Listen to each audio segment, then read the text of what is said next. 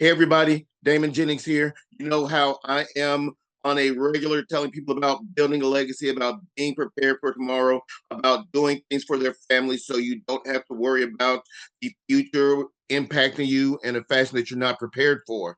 So it's all about being ready. And if you can see the banner behind me, it says, Let's protect your family.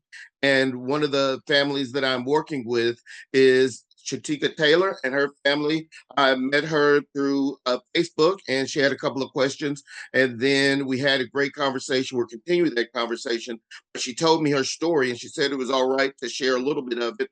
And I wanted you guys to hear, not from me, but from somebody that is going through something that she wants to let everybody know why it's important. So, Shatika, thank you for taking your time and providing this information for people because a lot of people need to hear it. So let's hear what it is you want the viewers to hear. Okay. Well, thank you. I appreciate that. So, yes, one of the reasons I sought you out on Facebook was something that I didn't think I would ever be in the position to ask questions about. Recently, our youngest daughter, who was 22 years old in great health, passed away unexpectedly in November, right before Thanksgiving.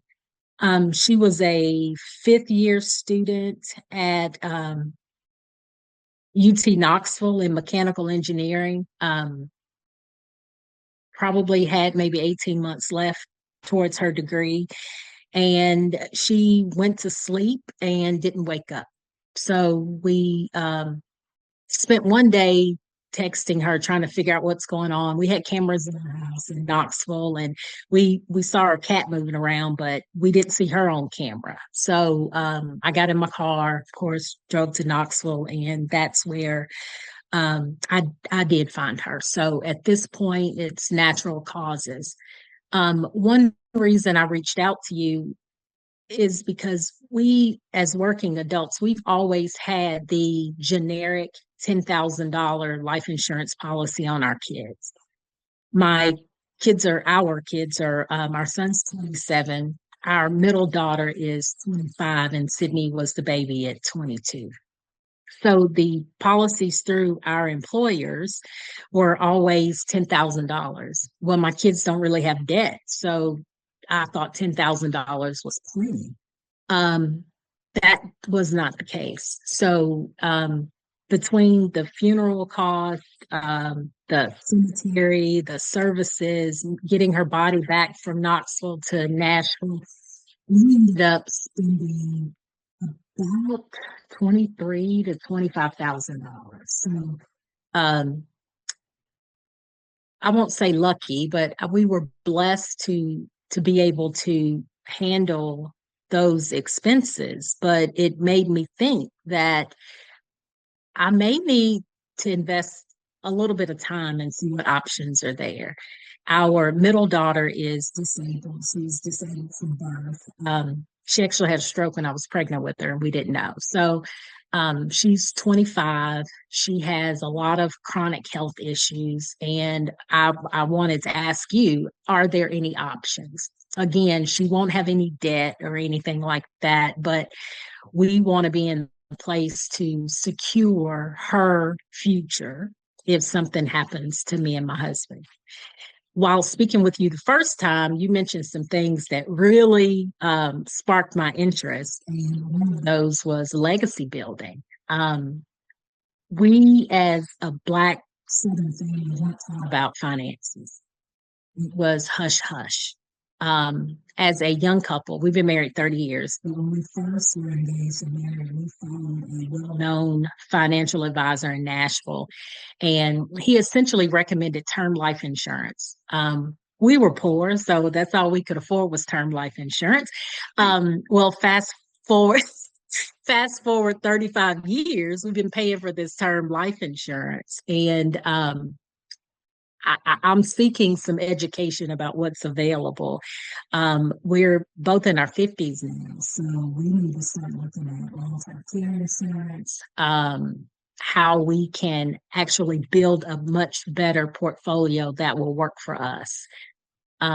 Currently, I moved to rural Kentucky, but currently I have a very small farm. It's called Taylor's Union Chapel Farm LLC, and I have a couple of divisions underneath that LLC. One of those is a small micro bakery. Eventually, I'll have a pollinator habitat. I will be able to have a pick wildflower garden and a few other things that I'm interested in. But some of the points you made really intrigued me. So I was hoping that you could educate me, educate the educator. I'm a nurse by trade, and I currently teach. So I have very limited knowledge about options for us as a family, as well as my businesses. Thank you so much for sharing that. I know it was Yeah, tough. Bless you and yeah, bless your family. And I know there's a special place in heaven for you and all that you are doing. So, number one, thank you for sharing that story. And everybody, I hope you heard some of the things that she was saying. And we need to make sure that we are prepared for our family legacy. And of course, we're going to continue talking about information to help make sure that okay. your family and your farm is here, not just for the now, but for the forever. Now, with your farm, I know you said you moved to Kentucky, and somebody's going to want to know, where is your farm? Can I visit? Can I bring my kids to see some of the things? So give yourself a shout out where you are, give them the number. So if they want to know where you are and they want to visit, you never know, a school trip might want to be planned to come and see the farm. So tell them True. where you are and how to get in touch with you Very about true. Taylor's Union Chapel Farm. Yes. So we are located in Scottsville, Kentucky. Um, our doorstep is 7 miles from the Tennessee border. So we're right over the border into Kentucky. We're in Allen County. I currently have about 7.5 acres. I'm only working about 1 acre between the farm, the garden. I have chickens, so farm fresh eggs. I'm not into processing them yet, but right now they're just my babies. I have chickens and turkeys, and I have a greenhouse. So yes, we do hope to have a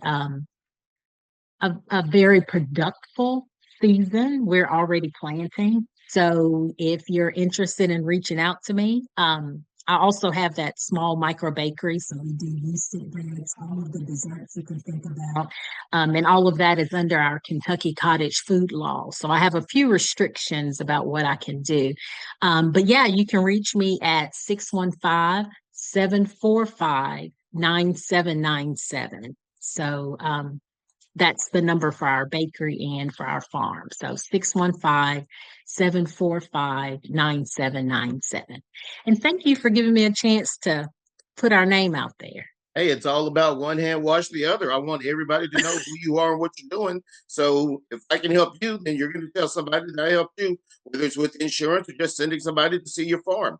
And do me a All favor. right. I know the audio might have cut out. Tell them about your bakery, what sort of breads and goods that you have. Yes. Okay. So our bakery is called Cluck and Gobble Co. Micro Bakery. The Cluck is because I have chickens. The Gobble is because I have turkeys. So Cluck and Gobble Co. Micro Bakery. Um, we specialize in gourmet cinnamon rolls, gourmet cookies, yeasted bread. So your sandwich breads, your Subway rolls, some sourdough. Sourdough has a 2 to 3 day head start, required. But um, yeah, any kind of treats that you can think about that are shelf stable. So that's a part of the Kentucky Cottage food laws. It needs to be shelf stable. Means for us that don't know. Sorry, shelf stable so that I can sit it out for you. It can't have cream cheese that's in the frosting. So I have to do a shelf stable cream cheese. We don't want to make the public sick.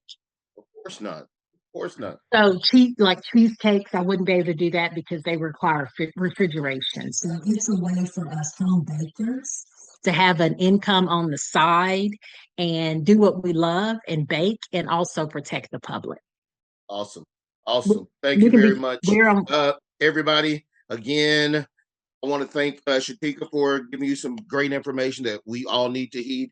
Also, if you want to get some fresh baked goods, you want to find out about how to maybe start a farm, Scottsville's right up the road from us. So go see her. And we will be talking with everybody a little bit later. Of course, Damon Jennings with Transamerica. Let me help you protect your family and create your legacy. Oh, and you can also find us on Facebook Where? and Instagram. Cluck and Gobble Co. Micro Baker. Cluck and Gobble Co. Facebook and Micro Micro Bakery. Baker. So make sure you go to this micro bakery because again, it's all about supporting local and supporting our community.